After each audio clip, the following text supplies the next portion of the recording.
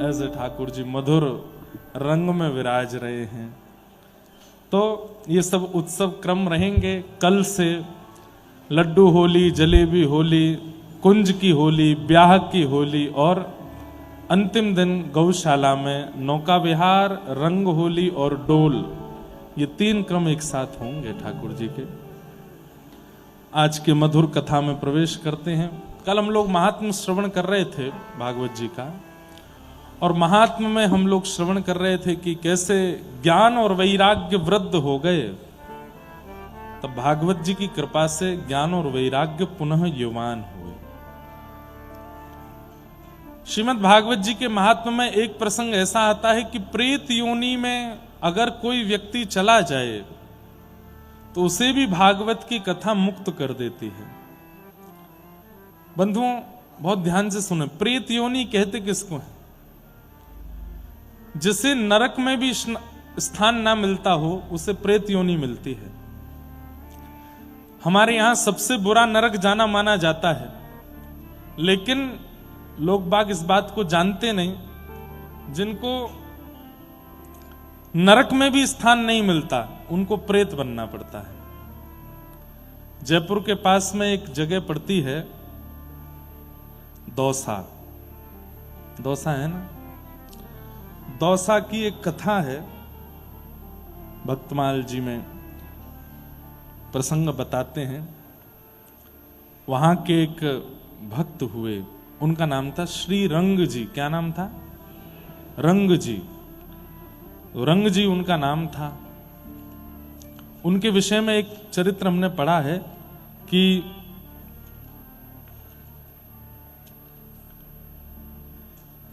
उनके दुकान में एक लड़का काम करता था। इतना व्यभिचारी था, इतने गलत काम किए उसने अपने जीवन में, किसी कारणवश उसकी मृत्यु हो गई। तो मृत्यु होकर के उसको नरक मिला। नरक मिलने के बाद में इतना बड़ा पापी था वो कि यमराज ने उसको नरक में पापियों का और यम के दूतों का सरदार बनाया उसको। मतलब जो नरक में लोगों को पकड़ पकड़ के लेके जाते हैं, ऐसे यमदूतों का सरदार बनाया उसको। रंग जी की दुकान में काम करने वाला व्यक्ति।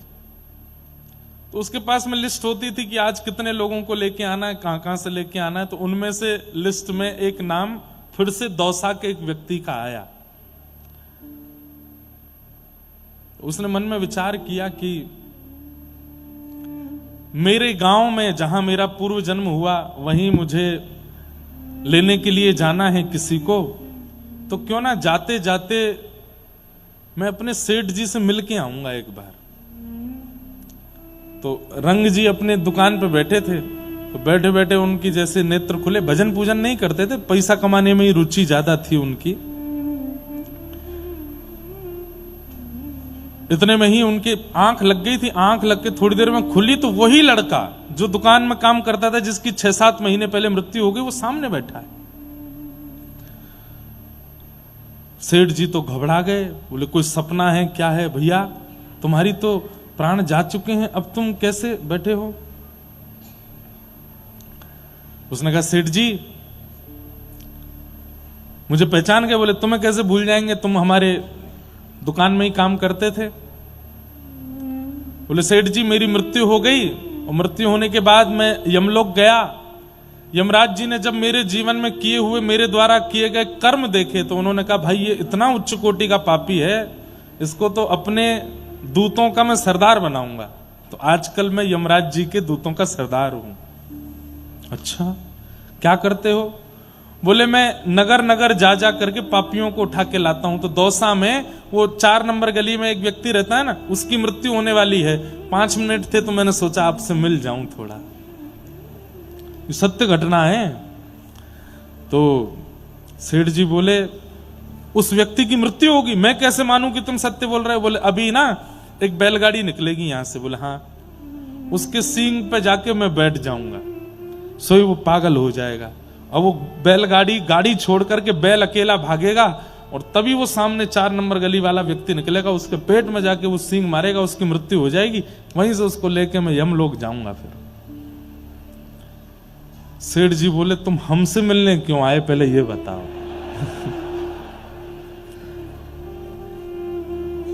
तब उस व्यक्ति ने क्या कहा, बोले मैं बहुत बुरा आदमी था, मैंने बहुत पाप किया अपने जीवन में, और मैं यमलोक जाकर के जब मैं देखता हूं ना, तो मुझे कई बार कुछ प्रियजनों की बड़ी याद आती है, और मुझे लगता है कि मैं उनको जाके समझा दूं कि मेरे जैसे कर्म मत करना कि तुम्हें नरक जाना पड़े।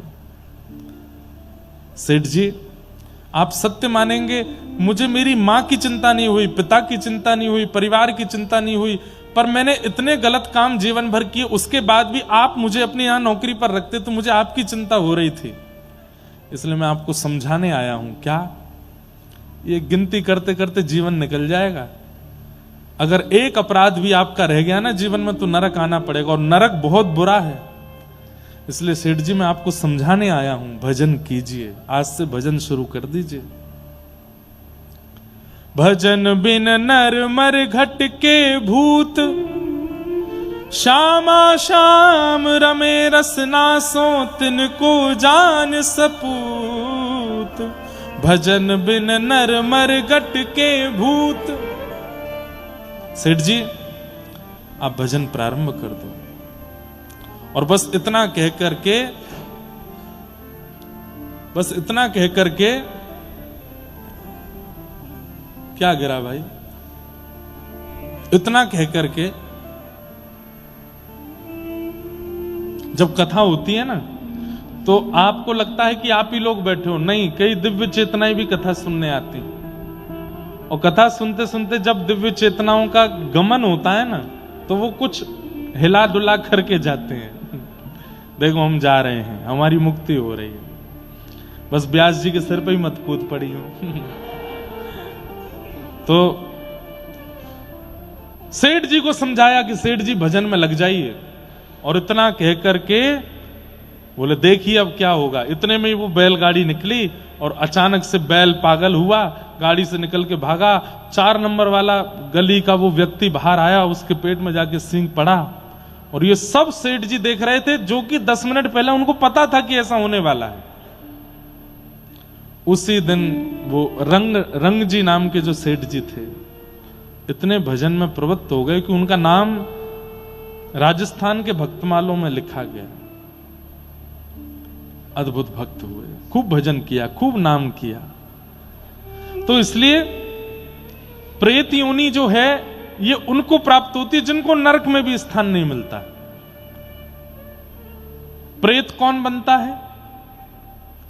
विशेष रूप से प्रेत वे लोग भी बनते हैं जो एक ही गलती, ध्यान से सुनिएगा, एक ही गलती बार बार दोहराते हैं, बार बार दोहराते हैं, और बीच में कई बार उस गलती को ना करने का प्रण भी ले चुके हैं, संकल्प भी ले चुके हैं, लेकिन फिर भी दोहराते हैं, प्रेत बनते हैं।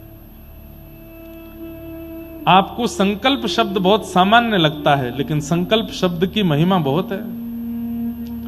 संकल्प लेने के बाद अगर आप दोबारा उसी कृत्य में जाते हैं, तो फिर उसके दुष्परिणाम के रूप में प्रेत बनना पड़ता है। प्रेत कौन बनता है? दूसरा, मातृ पितृ द्रोह करने वाला। अपने सामने अपनी युवावस्था में मां के ऊपर कभी हाथ उठाया हो, पिता के ऊपर कभी हाथ उठाया हो, माता पिता को मारा पीटा हो, उनके गलत ना कहने पर भी सीधे साधे माता पिता को उत्पीड़ना करने वाला बालक प्रेत बनता है। वे वजह पत्नी को मारने वाला, वे वजह पति से लड़ने वाला, मतलब अब कई तो पत्नियां भी मारती हैं पति को, सीधे डिब्बा में ही काट के डाल देते हैं। ऐसा देश है हमारा। आजकल पिछले कुछ सालों से ये केस भी आ रहे हैं, बक्सा में डाल दिया, ड्राम में डाल दिया, क्या क्या कर देते हैं। जब मार ही दिया तो फिर प्रेत योनि तो निश्चित कंफर्मेशन है, विदाउट वीजा एंट्री मिलेगी प्रेत योनि में। लेकिन वे वजह पत्नी पर हाथ उठाने वाले, वे वजह पति को उत्पीड़ित करने वाले, ऐसे दंपति भी प्रेत योनि में जाते हैं। पर भाई ये छोटी मोटी नोक झोंक भी नहीं कह रहा हूं मैं, कई लोग बाग बड़े चतुर हैं, इस पूरी आधी वीडियो को काट के पति पत्नी को सुनाएगा, देखो क्या कह रहे हैं महाराज जी, तू लड़ती है मुझसे, प्रेतनी बनेगी। कहीं पत्नी पति को सुना, वो छोटी मोटी नोक झोंक प्रणय कलह तो सब जगह होता ही है, वो तो बहन भाई में भी होता है, वो तो बच्चे और पिता में भी होता है, वो तो पति पत्नी में भी हो, अच्छा है। पर वे वजह की बात पर इतना करना कि मार पीट तक आ जाना, उठा फटक कर देना, इतना घर का माहौल, छोटे छोटे बच्चे देख रहे हैं उनके सामने इतना दुष्कलेश करना, ये सब प्रेत योनि के लिए तैयारी। मतलब प्रेत योनि के जो भी प्रेतराज होते होंगे ना, वो देखते होंगे कौन उपद्रव सबसे ज्यादा है, उसको हम अपने यहां लेके आएंगे, उसको हम अपने यहां बनाएंगे। तो प्रेत योनि में जाने वाले लोगों के लक्षण हैं, वेदों की अवहेलना करने वाले, गौ हत्या करने वाले, गौ मांस खाने वाले, इसके अलावा जो जो पाप करने वाले हैं वो सब तो पापी हैं ही, पर ये प्रेत योनि के अधिकारी हैं। किसी कन्या के साथ, स्त्री के साथ दुष्कर्म की चिंतन भी करने वाले, ये सब प्रेत योनि में जाते हैं, मृत्यु के पश्चात प्रेत बनते हैं। बहुत सारे पाप हैं, इन सब पापों का परिणाम भोगना पड़ता है। उनमें भी कई प्रेत ऐसे हैं जिनको श्रीमद् भागवत की कथा अगर सुना दी जाए तो वो अपनी प्रेत योनि से मुक्त होकर के भगवत धाम जाते हैं। उनमें से पितृमातृ दूषकाः, माता पिता से द्रोह करने वाला यदि प्रेत बन गया है तो वो भागवत जी की कृपा से मुक्त हो सकता है। आप कहेंगे महाराज जी मुक्त होना ही क्यों, उसको रहने ही दो प्रेत योनि में। अरे नहीं, वो प्रेत बन गया ये बहुत बड़ा दंड है उसके लिए। प्रेत को 24 घंटे इतनी पीड़ा रहती है जैसे हजारों बिच्छू उसको डंक मार रहे हों, इतनी पीड़ा में वो रहता है। उसे मुक्त होने का अधिकार केवल और केवल भागवत जी से प्राप्त होता है। तब नारद जी महाराज बोले कि आप इसका कोई प्रमाण दे सकते हैं? बोले हाँ, एक आत्मदेव नाम का ब्राह्मण था, उसके संतान नहीं थी, वो आत्महत्या करने जा रहा था। तभी एक संत ने कह दिया कि ये फल अपनी पत्नी को खिला देना, तुम्हारे घर में संतान होगी।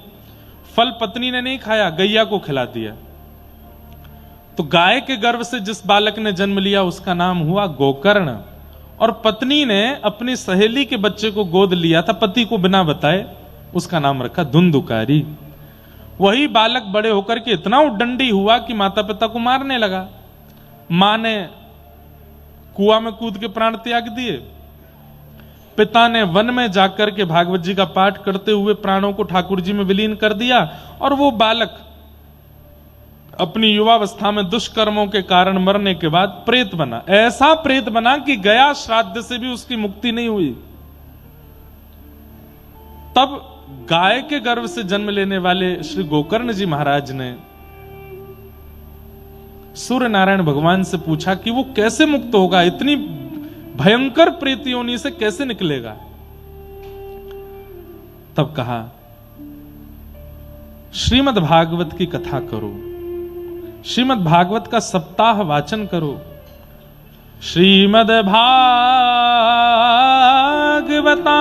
मुक्ति सप्ताहम वाचनम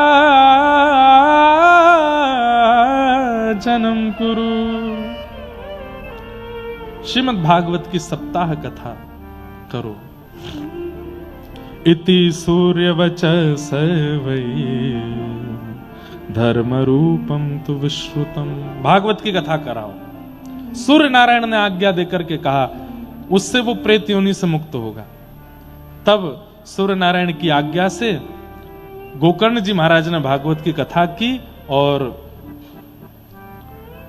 धुंधुकारी प्रेत योनि से मुक्त होकर के शंख चक्र गदा पद्म जैसे चतुर्भुज रूप धारण करके भगवत धाम को प्रस्थान कर गया।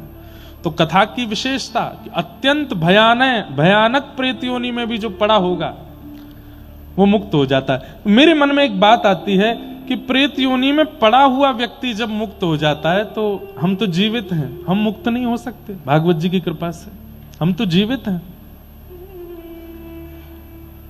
श्रीमद् भागवत प्रेत योनि में पड़े को मुक्त करती है और जीवितों को सावधान करती है कि ऐसा नहीं करना कि तुमको प्रेत बनना पड़े।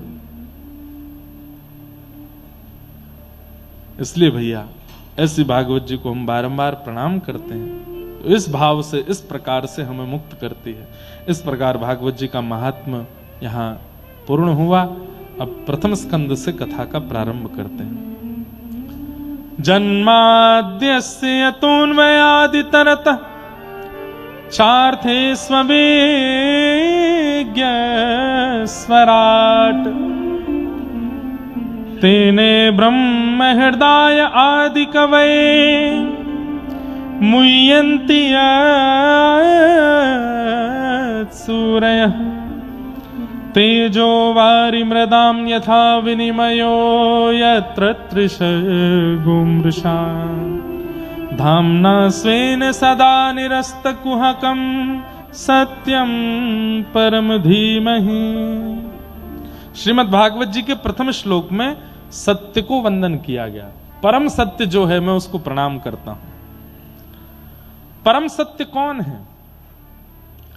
ठाकुर जी का नाम परम सत्य है। नाम बहुत ध्यान से सुनिएगा, सब लोग बिल्कुल सावधानी से बैठ करके सुनो। ठाकुर जी का नाम परम सत्य है। आज मैं हूं, आप हो, हम सब हो, इस भारतवर्ष में इतने जीव हैं, हम सबको भले ही भगवत दर्शन प्रत्यक्ष रूप से ना हो रहा हो, पर हमारा उद्धार, हमारा कल्याण, हमारे जीवन को जो कुछ भी प्राप्त हो रहा है वो केवल नाम प्रदान कर रहा है, भगवान का नाम, ठाकुर जी का नाम। किसी ने कहा कि सबके प्रकट होने का एक स्थान है, भगवान के प्रकट होने का स्थान क्या है? ठाकुर जी का नाम। भगवान बाद में आते हैं, नाम पहले आ जाता है।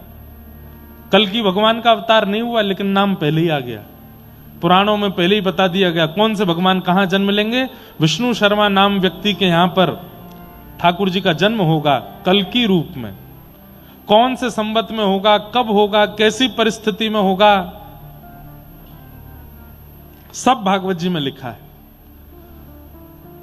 ठाकुर जी प्रकट नहीं हुए, नाम पहले ही आ गया। ऐसे ही भगवान कृष्ण प्रकट नहीं हुए थे, उससे पहले ही द्वापर में सबको पता था कि व्रजमंडल के किसी एक ग्राम में भगवान का कृष्ण रूप में अवतार होगा और वे अवतार करके ये लीलाएं करेंगे, ये पहले से ही निश्चित था। ऐसे ही प्रभु श्री राम के बारे में पता था। अब बताइए, सबरी को उनके गुरुजी कितने वर्ष पहले बता गए कि यहां राम आएंगे और तुम्हारी कुटिया पे आएंगे। अब राम जी का तो वहां जन्म भी नहीं हुआ, उससे पहले गुरुजी बता के चले गए कि तुम्हारी कुटिया पर राम आएंगे। भगवान का अवतरण हुआ, बड़े हुए, ब्याह हुआ, वनवास हुआ, वन के भ्रमण करते हुए तब सबरी जी के यहां आए। नाम पहले आ जाता है, भगवान बाद में आते हैं। इसलिए परम सत्य कौन है? ठाकुर जी का नाम परम सत्य है। ठाकुर जी लीला करके चले जाते हैं, पर नाम सदा के लिए रह जाता है। आज कृष्ण नाम, राम नाम, राधा नाम, गोविंद नाम, नारायण नाम कितने लोगों का जीवन परिवर्तित कर रहा है, कितने लोगों का जीवन संवार रहा है, केवल नाम। यह है नाम भगवान। कौन है? नाम भगवान। यही परम सत्य है। परम सत्य भगवान के नाम को जीवन में व्यवस्थित कर लो, अवस्थित कर लो। बंधुओं, जैसे आपकी घर में सेवा होती है ठाकुर जी की, ऐसे ही नाम भगवान की भी सेवा होती है। हृदय में नाम भगवान की सेवा होती है। हमारे यहाँ गौड़िया वैष्णव परंपरा के कई आचार्यों ने तो नाम भगवान की ही पूजा की है। हमारे हरवंश महाप्रभु के यहाँ तो ठाकुर जी की अगर प्रत्यक्ष सेवा नहीं करो तो नाम भगवान की सेवा करो, श्री राधा रानी के नाम की सेवा करो। इसलिए हमारे कई आचार्य मना करते हैं, चलते फिरते, उठते बैठते, खाते पीते हमेशा माला हाथ में मत रखो, हमेशा हर जगह नाम मत करते रहो। नाम का एक नियम होना चाहिए, नाम के लिए शुद्ध पवित्र स्थान, क्योंकि वो भगवान है साक्षात। तो क्या करें? माला भले ही हाथ में मत रखो, जीव में बोलते रहो। हाँ, आचार्य की अगर आज्ञा हो गई है, गुरु आज्ञा अगर हो गई है कि 24 घंटा नाम माला पे करते रहो तो करो। लेकिन अगर गुरु आज्ञा नहीं है, अपने मन से चलते फिरते, उठते बैठते, खाते पीते कहीं भी बैठ करके नाम नहीं करो। एक बार आसन पर बैठ करके कर लीजिए, बाकी पूरे दिन तो मन में चलने दीजिए, मन में उसका चिंतन होने दीजिए, मन में उसका भाव आने दीजिए। नाम, यही है परम सत्य। धर्म प्रोजित कैतवोत्र परमो निर्मत्सराणां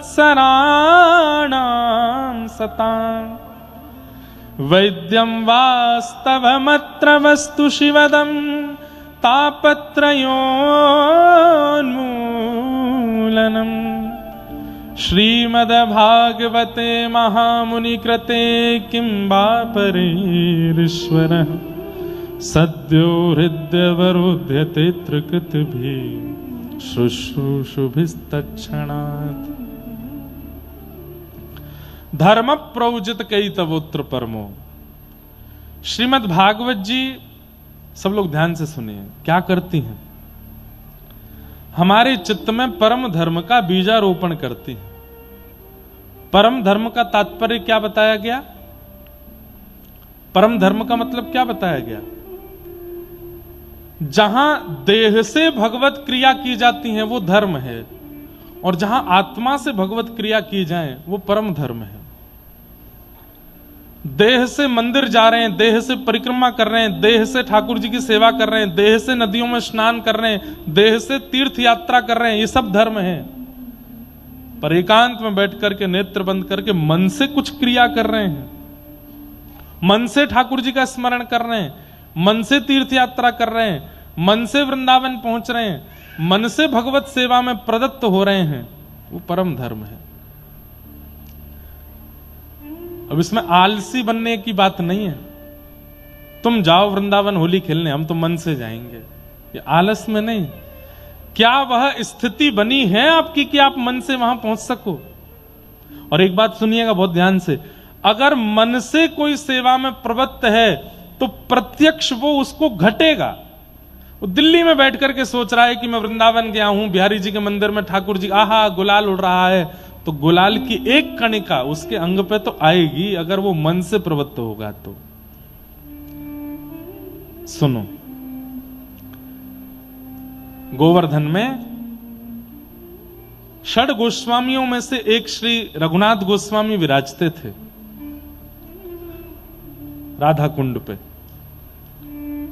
केवल एक कटोरा छाछ पीते थे और इसके अलावा कुछ खाते पीते नहीं थे। ध्यान से सुनिएगा सब लोग। मन से प्रवृत्त होने वाले व्यक्ति के साथ मन में होने वाली घटना उसके प्रत्यक्ष शरीर में होती है। जैसे शरीर से सेवा करने पर वह उसका प्रभाव मन पर होता है, ऐसे मन से सेवा करने पर प्रभाव शरीर पर होता है। मीराबाई मन से ठाकुर जी को पति मानती थी तो प्रत्यक्ष रूप में मीराबाई के मांग में सिंदूर भी था, हाथों में मेहंदी भी थी, और जो किसी दर्जी ने नहीं सिला वो पोशाक भी मीराबाई ने स्वप्न में पहनी। प्रत्यक्ष रूप से मीराबाई के अंग पर वो दर्शन हो रही थी। प्रसंग सुनते हैं हम लोग मीराबाई के चरित्र में।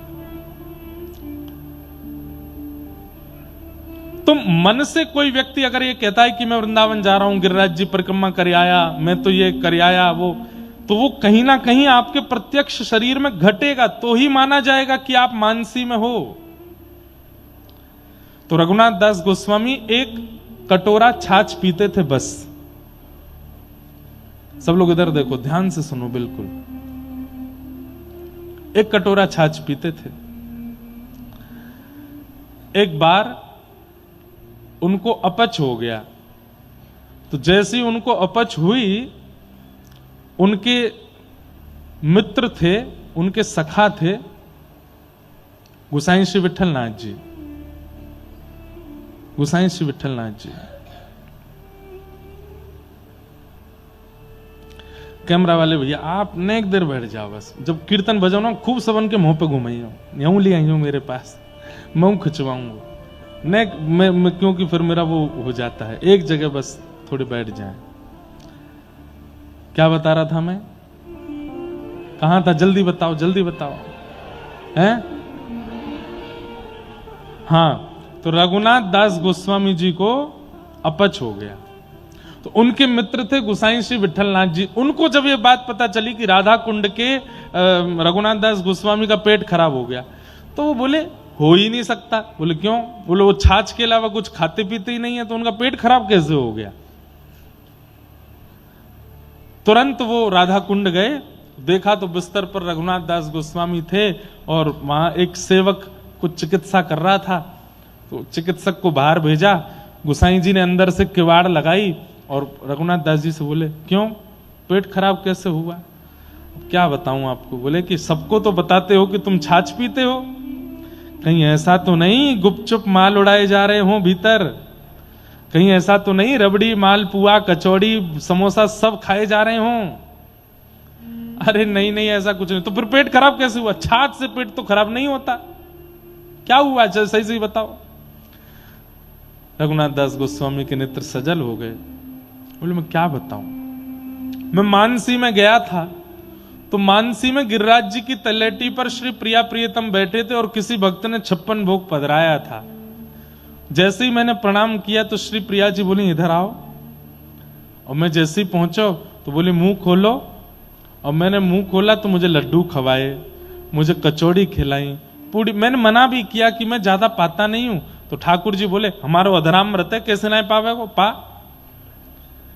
बोले उसके बाद बोले खूब सारी सामग्री मुझे पवा दी, और फिर ये नंद नंदन बड़े उद्यमी हैं, इनने कहा कि बोले पहले तो दूध की सामग्री पवा दी और वहां के बाद दही खवा दी, सो पेट में जाके दही फट गई।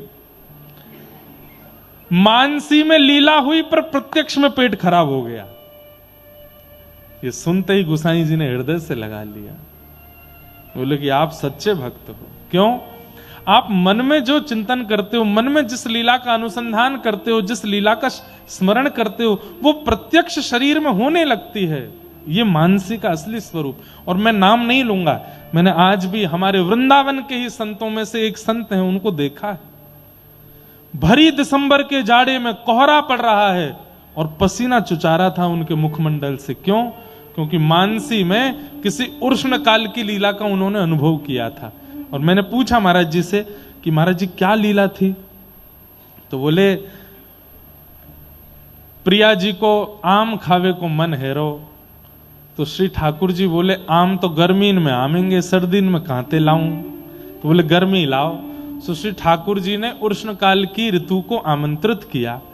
तो उष्ण काल में ठाकुर जी आम तोड़वे के गए तो मोए संग ले गए। बोले तो बोले पेड़ पे स्वयं नहीं चढ़े, मोए चढ़ा दियो। बोले तू तोड़ के दे। तो बोले मैं ऊपर पेड़ पे चढ़वे मैं इतना श्रमित है गयो, इतना थक गयो, धूप ऊपर से पड़ रही, आम तोड़ तोड़ के नीचे दे रो, सो वही से पसीना आए। तो प्रत्यक्ष महाराज जी को पसीने आने लगे। ये मानसी सेवा, ये तो हमने अनुभव किया।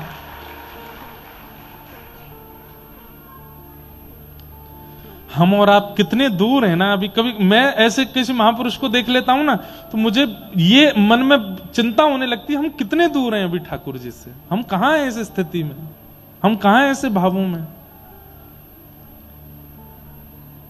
लेकिन श्रीमद् भागवत जी कह रही हैं कि मैं विश्वास दिलाती हूं कि मेरी सन्निधि अगर तुमने ग्रहण कर ली, भागवत जी कह रही हैं, तो परम धर्म रूपी बीजारोपण मैं तुम्हारे चित्त में कर दूंगी, जिससे मानसी प्रवृत्त हो जाएगी।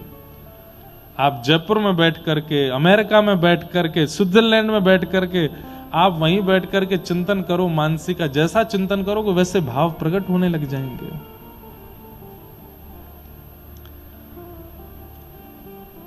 बहुत दूर हैं हम ठाकुर जी से। हम कथा सुन रहे हैं, उत्सव मना रहे हैं, लीलाएं कर रहे हैं, सब ठीक है, हम यहीं तक सीमित है, इससे आगे हम बढ़ नहीं पा रहे हैं। बढ़ना है। मानसी की स्थिति, ऐसे भावनाओं की स्थिति में प्रवृत्त होना है। कई हमारे बालक आते हैं, आज एक शिष्य बालक आया, बोले आप स्वप्न में ऐसे दिखे, आप उस भाव में ये दिखे। मुझे मन में अच्छा तो लगता है कि चलो ये मानसी इनकी थोड़ी तो बनती है, पर ये मानसी और प्रवृत्त इसलिए नहीं हो रही है क्योंकि अभी हमने सुने हुए गुरु वचनों को अभी पूर्णता रूप से पालन किया नहीं, इसीलिए मानसी की उस स्थिति में नहीं जा पा रहे। अंगद जी महाराज का प्रसंग सुना है? श्री अंगद जी महाराज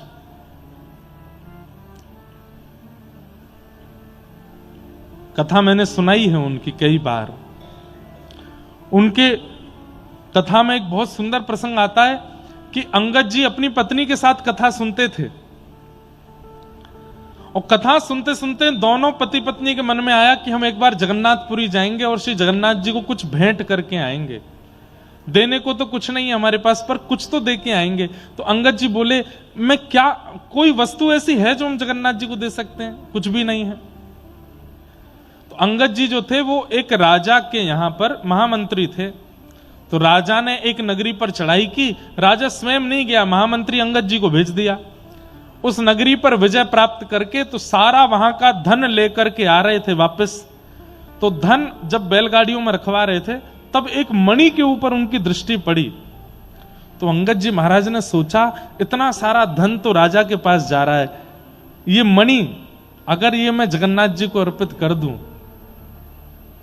और ऐसा नहीं कि उन्होंने चोरी की, राजा का नियम था जितना धन आप जीत के लाए हो उस धन में से सैनिकों को वो कुछ कुछ देता था, और मंत्री महामंत्रियों को तो जो वो मांगते थे वो दे देता था।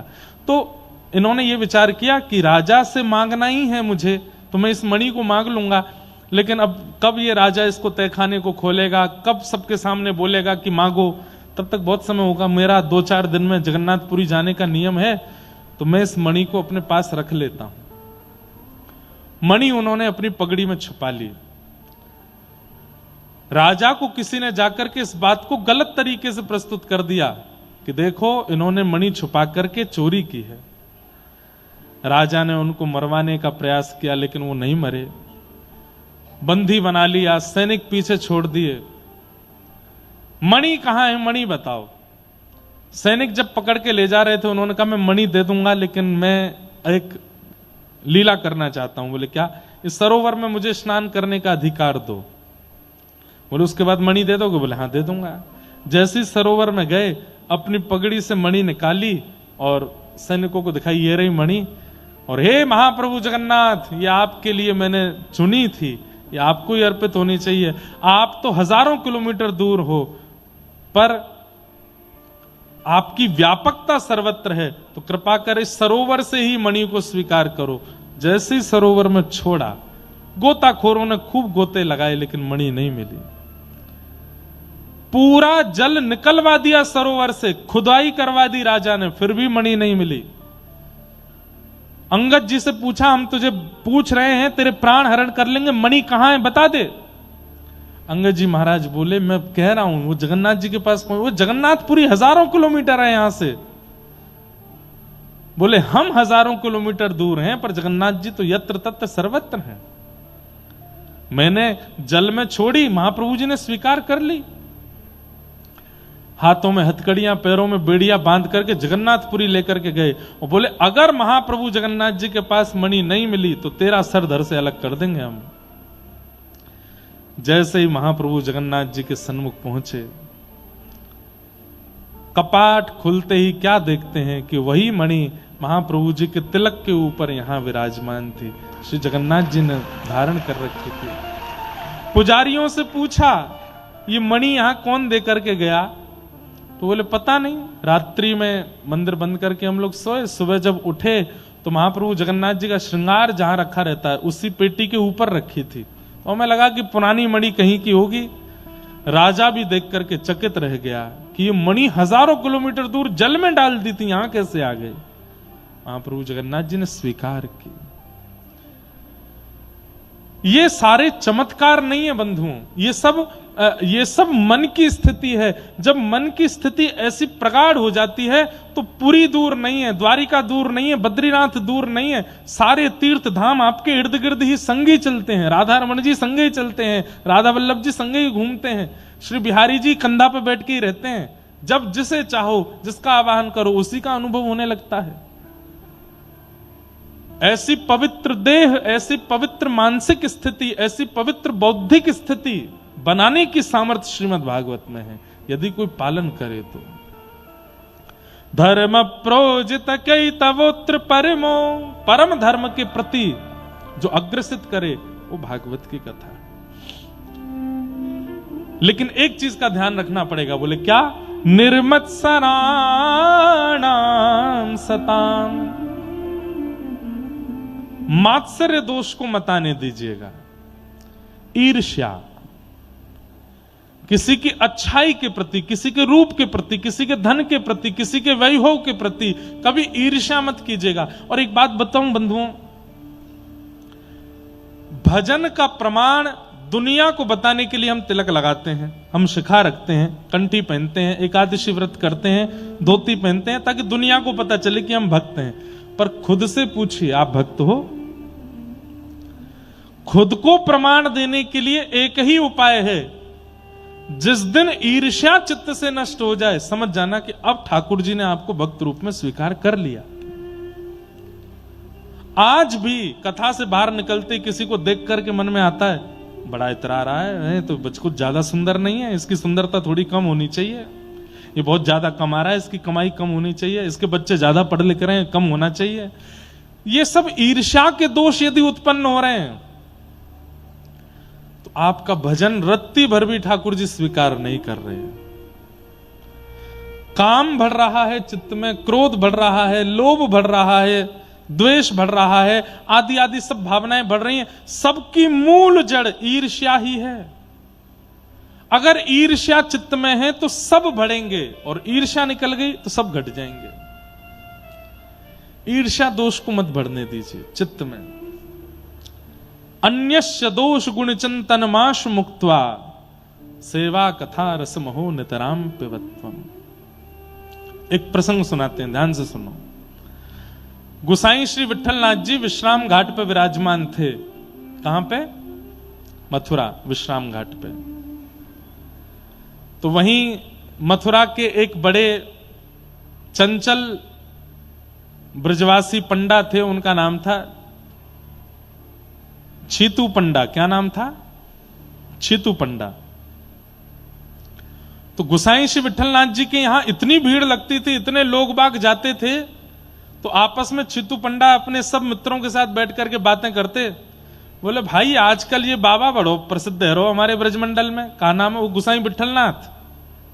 अच्छा, ये आज ये उसी समय नहीं, ये आज भी होता है। आज भी जहां ज्यादा भीड़ हो जाए तो फिर सब में आपस में चर्चा चलती है। तो तंत्र मंत्र कर रखा है इसने, लोगों के ऊपर ऐसा टोना डाल देता है कि भीड़ खिंची चली जाती है। तो छीतू पंडा अपने सब मित्रों के साथ बैठ के बात कर रहे, बोले आजकल गुसाई विठलनाथ जी की बड़ी चर्चा सुनाई देती है। तो एक सखा बोला, हमने सुनी है भैया कोई तंत्र मंत्र करके आयो है, एक बार जो वाकू देख ले वही को है जाए। तब दूसरा बोला, अरे नहीं नहीं, वाको छोटो सो ठाकुर है, वाको नाम है नवनीत प्रियालाल। हमने सुनी है वहां में कछु जादू टोना है, जो वहां जाए वही को है जाए।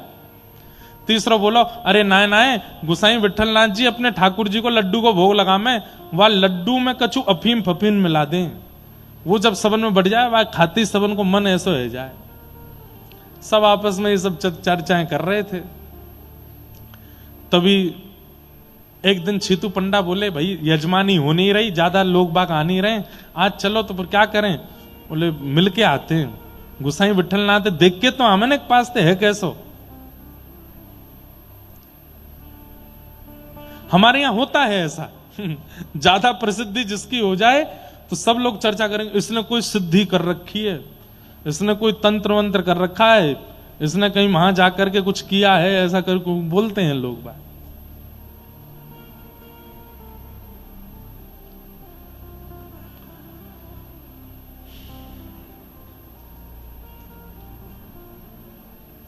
एक आए हमसे मिलने, थे ब्रज के ही ब्रजवासी। बोले महाराज जी आजकल बड़ी भीड़ है रही है आपके आसपास। मैंने कि भैया हम तो जैसे कथा पहले करते वैसे अब कर रहे हैं, कोई कछु तो है ना ना, ये सोने को कड़ूला कोई तंत्र मंत्र है हमें, जब ते पहनो तब ते कछु है। मैंने तुम ले जाओ भैया, यार तुम पहन लो, तुम्हारे पास रह जाए तो।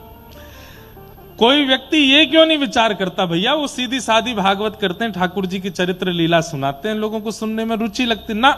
ऐसे सीधी बात कैसे सोचें? हम तो ऐसे सोचेंगे, ऐसे सोच करके कहीं अपना मन लगाएंगे।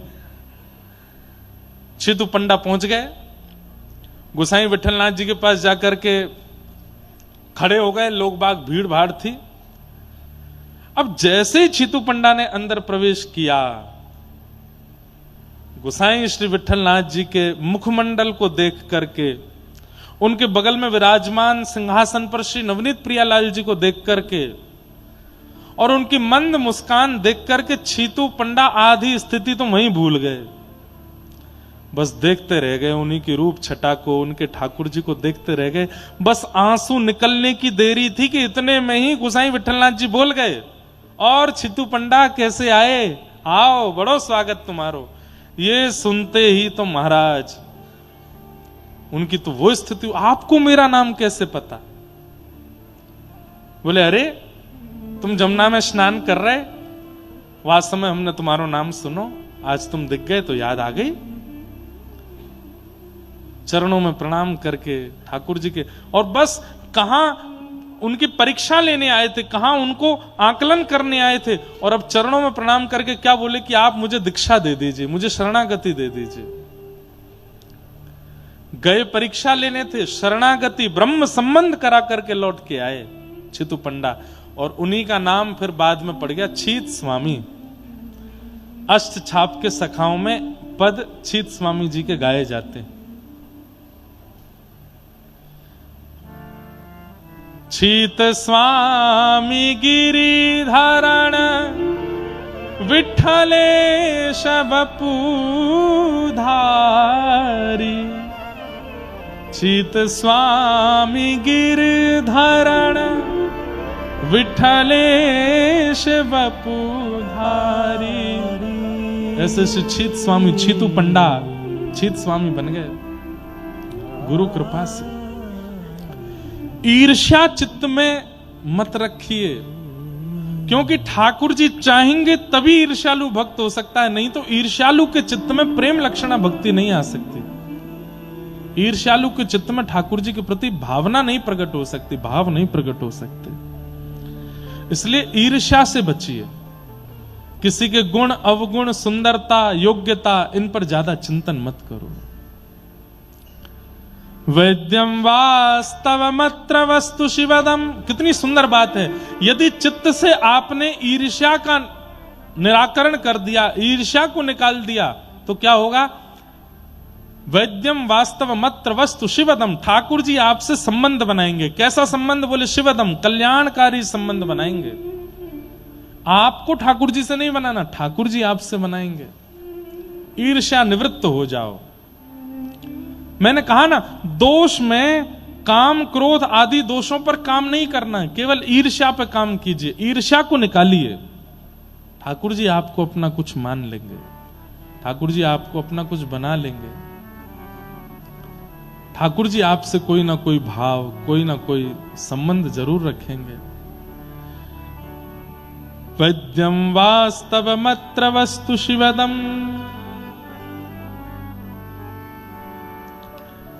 ठाकुर जी को संबंध बनाएंगे। मेरी लगी शाम संग प्रीत, दुनिया क्या जाने। मेरी लगी शाम संग प्रीत, दुनिया क्या जाने। मेरी लगी शाम संग प्रीत, दुनिया क्या जाने। मेरी लगी श्याम संग प्रीत, दुनिया क्या जाने। हो क्या जाने रे कोई, क्या जाने। क्या जाने रे कोई, क्या जाने। क्या जाने रे कोई, क्या जाने। क्या जाने रे कोई, क्या जाने। ओ मुझे मिल गया मन का मीत, दुनिया क्या जाने। मुझे मिल गया मन का मीत, गाओ भाव से। दुनिया क्या जाने। ओ मेरे लगे श्याम संग प्रीत, दुनिया क्या जाने। मेरे लगे श्याम संग प्रीत, दुनिया। हम लोग अपने बाल्यकाल में पूज्य पिताजी की कथाओं में ये सब भजन सुनते थे, और तब बड़े आनंद से सुनकर के आनंदित होते थे।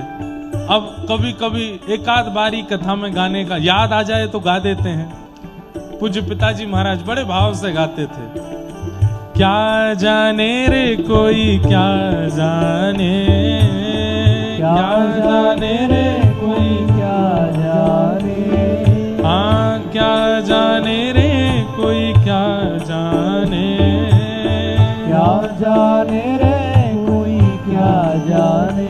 मुझे मिल गया मन का मीत, दुनिया क्या जाने, मुझे मिल गया मन का मीत, दुनिया क्या जाने। ओ मेरी लगी शाम संग प्रीत, दुनिया क्या जाने, मेरी लगी शाम संग प्रीत, दुनिया क्या जाने।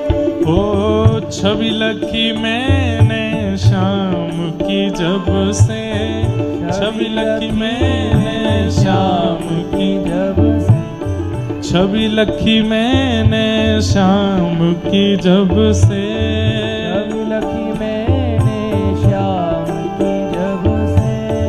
भई बाबरी मैं तो तब से, भई बाबरी मैं तो तब से, हाँ भई बाबरी मैं तो तब से, भई बाबरी मैं तो तब से। हाँ बांधी प्रीत की डोर मोहन से, बांधी प्रीत की डोर मोहन से, बांधी प्रीत की डोर मोहन से, बांधी प्रीत की डोर मोहन से। हाँ नाता तोड़ा मैंने जग से, नाता तोड़ा मैंने जग से, ओ नाता तोड़ा मैंने जग से, नाता तोड़ा मैंने। ओ ये कैसी, हाँ ये कैसी, ओ ये कैसी पागल रीत, दुनिया क्या जाने, ये कैसी पागल रीत, दुनिया क्या जाने। मेरी लगी शाम संग प्रीत, दुनिया क्या जाने, मेरी लगी शाम संग प्रीत, दुनिया क्या जाने। ओ क्या जाने रे कोई क्या जाने, क्या जाने रे कोई क्या जाने, हाँ क्या जाने रे कोई क्या जाने, क्या जाने रे कोई क्या जाने। ओ मुझे मिल गया, हाँ मुझे मिल गया, ओ मुझे मिल गया मन का मीत, दुनिया क्या जाने, मुझे मिल गया मन का मीत, दुनिया क्या जाने। ओ मेरी लगी शाम संग प्रीत, दुनिया क्या जाने, मेरी लगी शाम संग प्रीत, दुनिया। श्री राधा रमण लाल की पूजा उठा के करताल बजा के गाओ।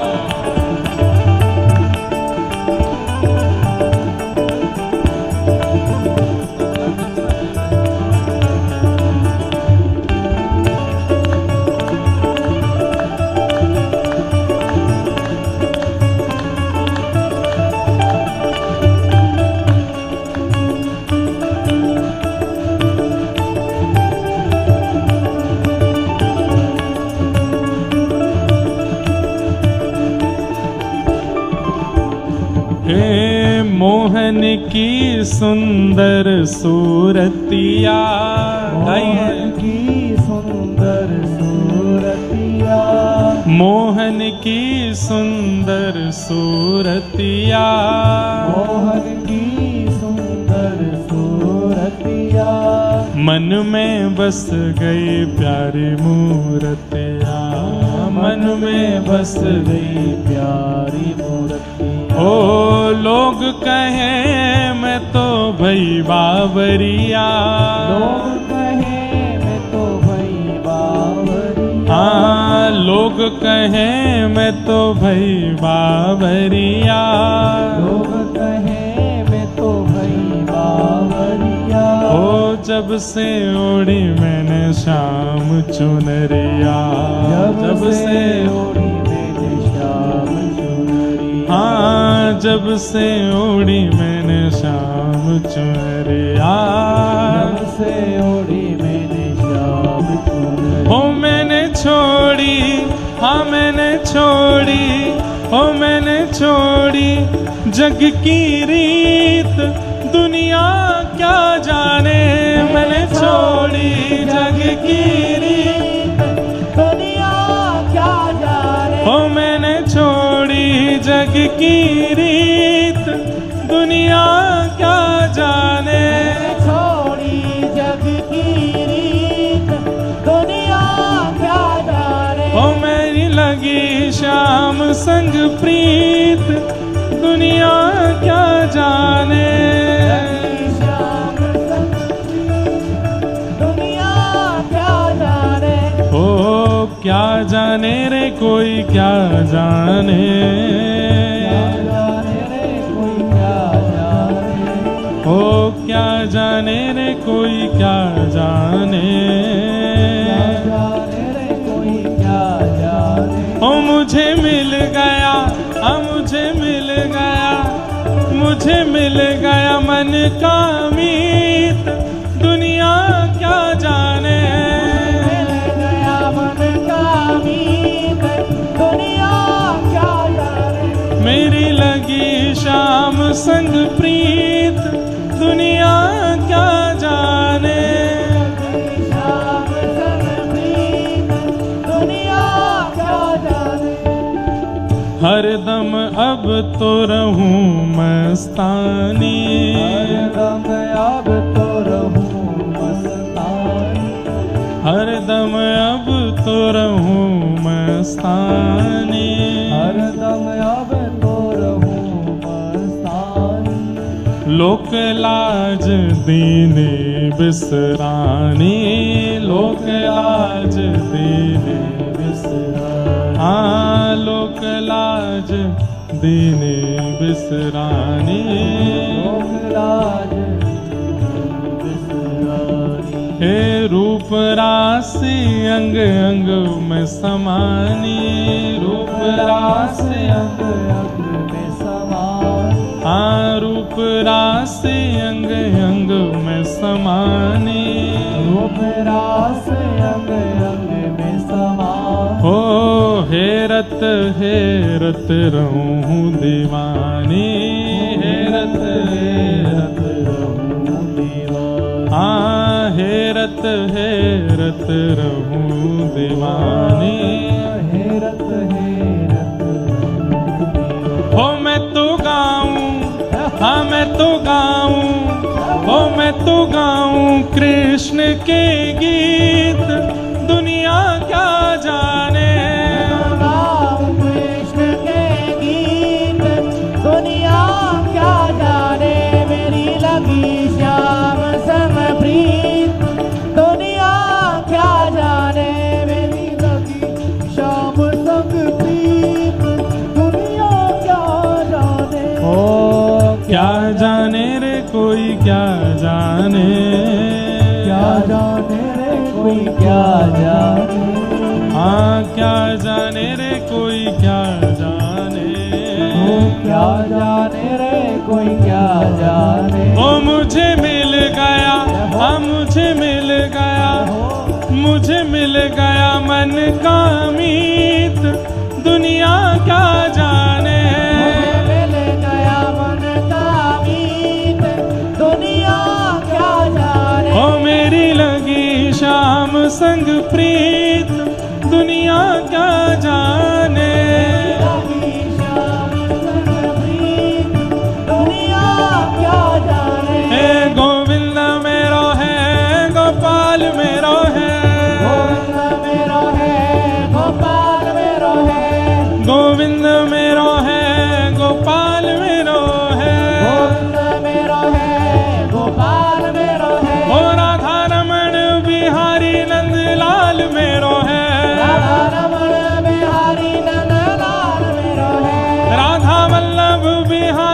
नंद लाल मेरो है, वल्लभ बिहारी नंद लाल मेरो है, हे गोविंद मेरो है, गोपाल मेरो है, गोविंद मेरो है, गोपाल मेरो है, गोविंद मेरो है, गोपाल मेरो है, गोविंद मेरो है, गोपाल मेरो है, गोविंद मेरो है, गोपाल मेरो है, गोविंद मेरो है, गोपाल मेरो है, हो राधा गिरिवर धारी गोपाल मेरो है, राधा गिरिवर धारी गोपाल मेरो है, हो राधा रमण बिहारी नंद लाल मेरो है, राधा रमण बिहारी नंद लाल मेरो है, ओ मुझे मिल गया, हाँ मुझे मिल गया, ओ मुझे मिल गया मन का मीत, दुनिया क्या जाने, गया मन का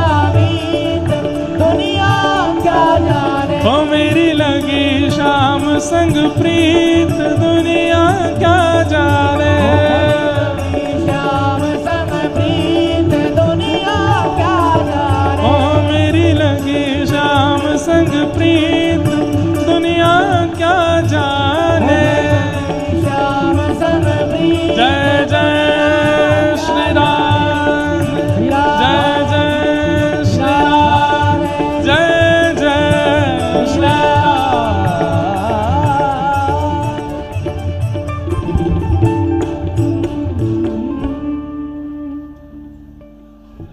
वैद्यं वास्तवमत्र वस्तु शिवदं तापत्रयोन्मूलनम्। श्रीमद् भागवत जी ठाकुर जी से संबंध कराती हैं। कैसा संबंध? बोले शिवदम।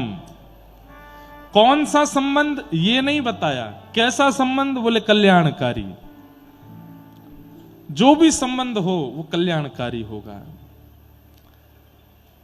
आज वेद मंदिर लुधियाना से परम पूजनीय दंडी स्वामी श्री निगम बोध जी महाराज हमारे मध्य पधारे हैं। पूज्य महाराज जी के श्री चरणों में बारंबार प्रणाम और आप सभी श्रोताओं की ओर से पूज्य महाराज जी को बारंबार वंदन प्रणाम। तो संबंध कैसा होता है? कल्याणकारी। आज संबंध बहुत हो जाते हैं पर कल्याणकारी नहीं बन पाते। कल्याणकारी का मतलब क्या है? हम कथा में कहा करते हैं संबंध वो श्रेष्ठ नहीं जो आपकी भौतिक इच्छाओं को पूर्ण करता हो। संबंध वो श्रेष्ठ जिस संबंध के नाते आप भगवत स्मृति और भगवत सानिध्य ग्रहण कर पाते हो। वो मित्र बहुत अच्छा है जो वृंदावन लाता हो। वो पति बहुत अच्छा है जो कथा में ले जाता हो। वो पत्नी बहुत अच्छी है जो भजन कीर्तन या ठाकुर जी की सुंदर वार्ताएं सुनाती हो। वो बच्चे बहुत अच्छे हैं जिनकी सेवा में ज्यादा रुचि होती हो। सुंदर पत्नी अच्छी नहीं, सुंदर पति अच्छा नहीं, धनवान परिवार अच्छा नहीं। वो परिवार, वो पति, वो पत्नी, वो बच्चे, वो मित्र, वो सखा जिसके कारण कभी वृंदावन प्रिय लगा हो वो अच्छे। जिनके कारण ठाकुर जी प्रिय लगे हों, जिनके कारण भगवत वार्ता प्रिय लगी हो वो प्रिय हैं, वो अच्छे हैं। वैद्यं वास्तवमत्र वस्तु शिवदम। एक रानी थी। उस रानी के यहां दासी कृष्ण भक्त थी और वो दासी जब घर के कामकाज करती थी तो तब मुख से कृष्ण कृष्ण कृष्ण कृष्ण कृष्ण कृष्ण उच्चारण होता था। और कभी कभी वो दासी कृष्ण नाम उच्चारण करते करते एक कोने में बैठ जाती और रोती रहती, हाँ प्राण, हाँ प्राण, हाँ प्राण, अब निकल जाएंगे श्याम सुंदर के वियोग में। एक दिन रानी ने उसको देख लिया। रानी ने कहा, ऐसा क्या है कृष्ण नाम में कि तुम इतनी विरही होती हो और तुम्हारी ये स्थिति देख करके मुझे दया नहीं आती। मुझे ऐसा लगता है कि ये स्थिति मेरी क्यों नहीं बन पा रही है, मुझे भी बताओ ना। बंधुओं, आग को कितना भी घी पिला दो, आग को कितना भी लड्डू खिला दो, अग्नि में कितनी भी पूड़ी सब्जी डाल दो और उसके बाद कहो, हे अग्नि देवी मैंने आपको इतना घी डाला, इतनी पूड़ी हलवा सब खिलाए, अब मुझे जलाना नहीं। और जैसे आप स्पर्श करो क्या होगा, तब भी जलाएंगे। ऐसे ही भगवान का नाम है। आप कितना भी बचने का प्रयास कीजिए, नाम के संपर्क में यदि गए तो नाम अपनी कुछ ना कुछ प्रभाव तो करेगा आपके ऊपर। नाम का प्रभाव है, नाम की कृपा है कि आपको भगवत प्रियता लगे। और एक बात सुनिए, अग्नि छू करके भी अगर जला नहीं रही है तो वो अग्नि नहीं है, आर्टिफिशियल कुछ होगा। ऐसे ही नाम लेकर के भी कृष्ण प्रिय नहीं लग रहे तो इसका मतलब है कुछ तो गड़बड़ है, क्योंकि नाम अग्नि के समान है, वो तो अपना प्रभाव करेंगे। क्यों नहीं हो रहा फिर मुझ पर और आप पर प्रभाव? कहीं ना कहीं हमारी चूक है, हमारी कमी है। उस दासी ने जैसे ही राजकुमारी को, उस राजमाता को कृष्ण नाम सुनाया, ऐसी भक्त हो गई, ऐसी भक्त हो गई। फिर तो उस राजघराने में संतों का आगमन, कथाएं, वार्ता और सब होने लगा। ठाकुर जी ने आकर के उस राजमाता को दर्शन दिए। गुरु कौन था? दासी। दासी की कृपा से भगवत अनुभव हुआ, भगवत दर्शन हुए। तो वैद्यम वास्तव मत्र वस्तु शिवदम, ठाकुर जी से संबंध होगा तो कल्याणकारी ही होगा, उसमें अकल्याण की कोई भावना नहीं है। अब आप लोग कल्याण और अकल्याण किसको समझते हो, यह आपके ऊपर निर्भर करता है। हम ठाकुर जी से जुड़े और उसके बाद हमारे जीवन में कोई गलत ना हो, ऐसा नहीं हो सकता।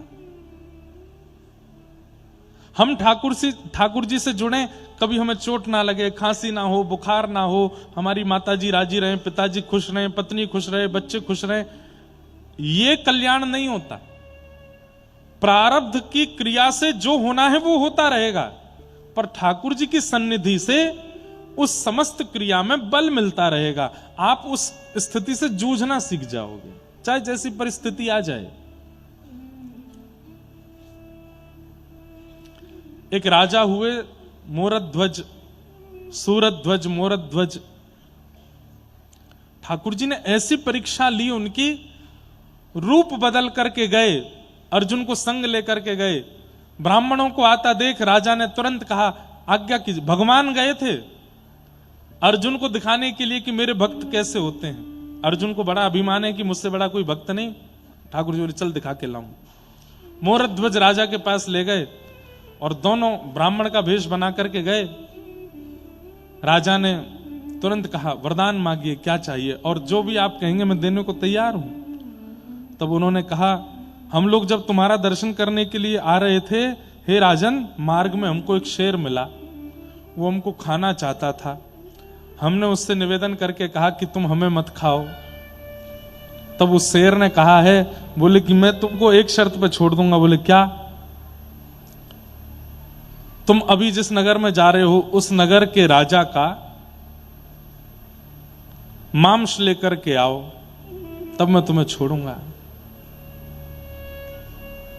तुरंत मोरध्वज राजा ने अपनी पत्नी और बेटे से कहा आरी लेकर के इसी समय मेरा शरीर काट करके इनको दे दो, उस शेर की क्षुधा निवृत्ति हो और ब्राह्मण ने जो मांगा वो पूर्ण हो। कहते हैं सर्व अंग कट करके देने लगे। अंत में बस राजा ने एक बात कही कि आप एक प्रार्थना कर दीजिएगा। बोले क्या? ठाकुर जी से प्रार्थना कीजिए, मैं अपने प्राण तो त्याग रहा हूं ब्राह्मणों के लिए, पर एक बार इन नेत्रों को दिखाई दे जाएं, एक बार इन नेत्रों को दर्शन दे दें, मैं प्राण त्यागते त्यागते उनको देख करके प्राण त्याग दूं, बस ऐसी कृपा कर दें। इतने में ही उस विप्र के रूप में ठाकुर जी ही थे। ठाकुर जी तुरंत प्रकट हो गए। प्रकट होकर के उस राजा को दर्शन दिए और राजा से केवल यही भाव कहा, तुम्हारा समर्पण देखने आया था, तुम्हारा संबंध भाव देखने आया था, कल्याण का। तो इसका मतलब यह नहीं कि ठाकुर जी से संबंध बने तो हमारा जीवन बहुत इजी रहेगा, नहीं। जो होना है वो होगा, जो हमारे प्रारब्ध में, जो नीति ने, नियति ने हमारे लिए चुना है वो होगा, वो सब चलेगा। मैं वक्ता हूं, मेरे जीवन में कष्ट ना आवे, ऐसा नहीं हो सकता। हमारी माताजी, पिताजी, परिवार, बहनें, सब खानदान में कभी कोई कष्ट नहीं आवेगा, ऐसा नहीं है। नियति ने जो निश्चित करके रखा, जो चुन के रखा, जो सोच के रखा, वो तो होगा। बस मैं भजन ना छोड़ूं, मैं भगवत स्मरण ना छोड़ूं, मैं हरिस्मृति ना छोड़ूं, मैं लगा रहूं उसी भाव में। भक्तों का चरित्र उठा करके देखिए, प्रत्येक भक्त के साथ में जो होना है वो होगा ही, हो ही रहा था, पर उन्होंने भगवत स्मरण का त्याग नहीं किया। वैद्यम वास्तवमत्र वस्तु शिवदम, ठाकुर जी से संबंध बनता है। और कैसा संबंध? बोले कल्याणकारी, कथा की कृपा से। तापत्रयोन्मूलनम, 3 प्रकार के ताप हैं, उसका उन्मूलन करती हैं भागवत की कथा। आदि दैविक, आदि भौतिक, आध्यात्मिक जितने भी ताप जीवन में आते हैं, उनको जूझना, उनसे लड़ना से। अच्छा एक बात बोलूं, ज्यादातर कथा सुनने वाले लोगों की संख्या में आपको वो लोग मिलेंगे जो किसी ना किसी जीवन में घटी घटना से पीड़ित हैं। कथा में कैसे आ गए? बोले कि सब जगह घूम लिए, किसी से शांति नहीं मिली, कथा से ही मिल रही है, बस यहीं से शांति मिल रही है। व्यक्ति अपने जीवन में सुख प्राप्ति के लिए पहले विदेश घूमेगा, देश घूमेगा, दुनिया भर के शहरों का भ्रमण करेगा, साइट्स देखेगा, और उससे जब ऊब जाता है तो फिर नए नए पदार्थ खाने शुरू करता। पानी पूरी खाएगा, पिज्जा खाएगा, बर्गर खाएगा, ये खाओ वो खाओ। क्यों? सुख चाहिए कैसे भी। उससे भी मन भर जाता है तो फिर पहनना शुरू करता है, ये ब्रांड के कपड़े, ये ब्रांड के जूते, ऐसी वाली घड़ी, ऐसी वाली, ये सब कुछ पहन पहन के देख लेता है। उससे भी मन नहीं भरता तो फिर गाड़ियां ले आता है, ये इतने करोड़ की गाड़ी, इतने लाख की गाड़ी, ये वाली गाड़ी, उससे भी मन भर जाता है। फोन ले आता है, इससे मन भरे। हर तरीके के सुख भोग के देख लेता, उसके हृदय को शांति नहीं मिलती। लेकिन वही व्यक्ति 1.5 करोड़ की गाड़ी में बैठ के, 5 लाख का फोन लेके, 10 लाख के जूते पहन के, 50 लाख की घड़ी पहन करके कथा में आकर के बैठता है, नेत्रों से झरझर आंसू गिरने लगते हैं। अब पायो परम विश्राम, यहां मुझे परम विश्राम मिला, यहां उसको परम शांति मिलती। और बस उस परम शांति के आगे सब फीका लगने लगता है, सब कुछ अच्छा नहीं लगता। ड्राइवर गाड़ी ले जाओ, पैदल जाऊंगा घर तक। घड़ी तुम ले जाओ भैया, फोन तुम ले जाओ, सब छोड़ छाड़ के बस अब हरि शरण में आयो, अब कुछ भाता नहीं। तो हम पहले ही क्यों नहीं आ जाते? सारे इतने खर्चे करके, सुख शांति की इतनी याचनाएं करने के बाद अंत में क्यों कथा में आए? पहले ही आ जाओ। और आजकल वो अच्छा लग रहा है कि युवा पहले ही आ जा रहे हैं कथा में, बाद में भोग दृष्टि के प्रति, भोग वृत्ति के प्रति जाएंगे, पहले ही कथा में आ जा रहे हैं, पहले ही शांति की आप मार्ग पर आ गए। और एक बात बोलें, जिसको यहां शांति नहीं मिली, दुनिया में भटक ले, उसको कहीं नहीं मिलेगी। फिर कुछ कर ले। जिस व्यक्ति का कभी कथा में मन नहीं लगा, सत्संग में मन नहीं लगा, भगवत कीर्ति में मन नहीं लगा, वो दुनिया के किसी कोने में चला जाए, कितनी भी बड़ी से बड़ी उपलब्धियों को प्राप्त कर ले, वो शांति को कभी प्राप्त कर ही नहीं पाएगा। ये परम शांति का स्थान है।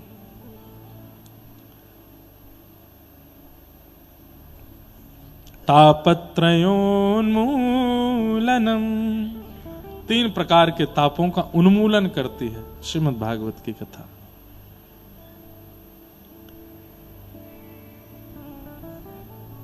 श्रीमद् भागवते महामुनि कृते किंबा परैरीश्वरः सद्यो हृद्यवरुध्यते कृतभिः शुश्रूषुभिस्तत्क्षणात्।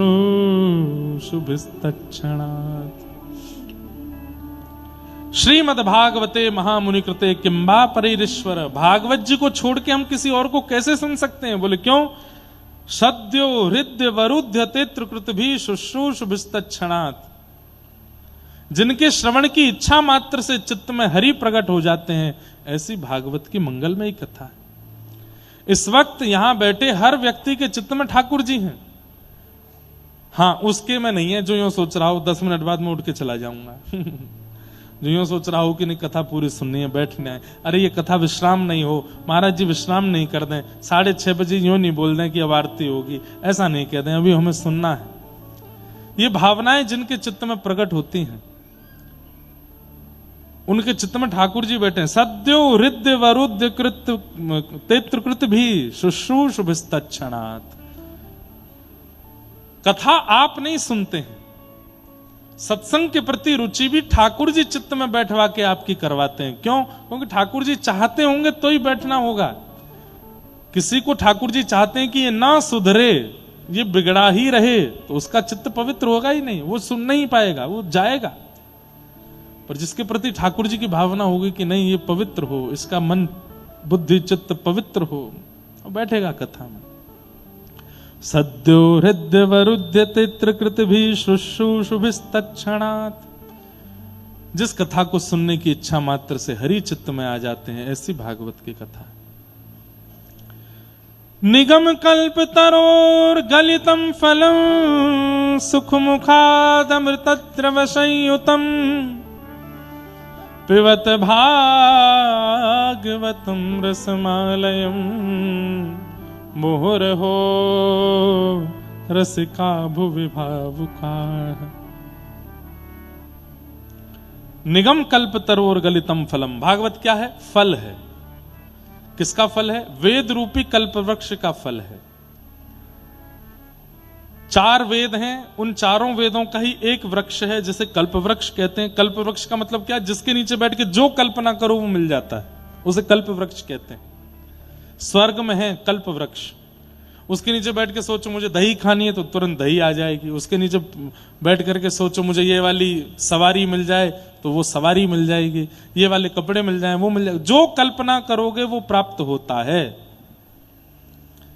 कहते हैं कि एक बार कोई व्यक्ति गया और उसने जाकर के कल्प वृक्ष के नीचे बैठ करके विचार किया, बहुत तेज भूख लगी है, 56 भोग प्रकट हो जाए। तो 56 भोग प्रकट हो गए। 56 भोग देख करके उसके चित्त में आया, इतना भोग कहीं ऐसा ना हो खाते खाते मेरा पेट भर जाए, मेरा पेट ही नहीं भरे, मैं खाता रहूं। वो खाता गया, उसका पेट ही नहीं भरे। थोड़ी देर बाद उसके मन में आया, खुद उठ करके लेना पड़ता है, परोसने वाले सुंदर सुंदर युवतियां आ जाएं। तो खूब सारी युवती आ गई। खूब खाते खाते अब जो सोचते जाओगे सब होता रहेगा वहां। तो सोचते सोचते उसके मन में अचानक से सोच आई, मैं इतना खा रहा हूं कहीं देवता मुझे पीटे नहीं। इतने में ही देवता प्रकट हो गए, अपने डंडा ले लेकर उसको पीटने लगे। कल्प वृक्ष वहां तो जो सोचोगे वो आएगा। भगवान की बहुत बड़ी कृपा है कि कल्प वृक्ष पृथ्वी पे नहीं है। हमारी कल्पना में तो कुछ भी आ जाता है। आप लोग कभी, अच्छा मैं आपको क्या बता रहा हूं, आप सब जानते हो, कभी आपस में 5-6 लोग बैठ करके एक दूसरे के भाव साझा करो, अपने अपने भाव बताओ। भाई ऐसे बोल के करोगे तो वो तो सदे हुए भाव देगा। ऐसे ही जब मित्रों के साथ जाते हो तो कभी कभी 1-2 मित्र ऐसे होते हैं, उनकी सोच ऐसी होती है कि वहां कोई जा ही नहीं सकता। हम एक बार बद्रीनाथ जा रहे थे तो हमारे एक भैया हैं, तो रास्ते में बात चलती जा रही थी कि भाई बहुत लैंडस्लाइड होता है यहाँ पे, इतने पहाड़ गिरते हैं, खिसकते हैं, क्योंकि उत्तराखंड के जो पहाड़ हैं वो मिट्टी के पहाड़ हैं ज्यादातर। तो जरा सी वर्षा होती है तो लैंडस्लाइड हो जाता है।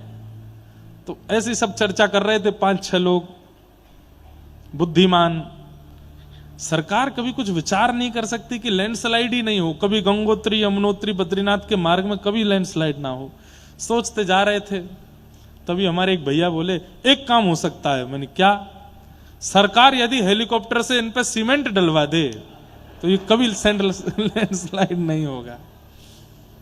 हमने की चरण कहां हैं तुम्हारे?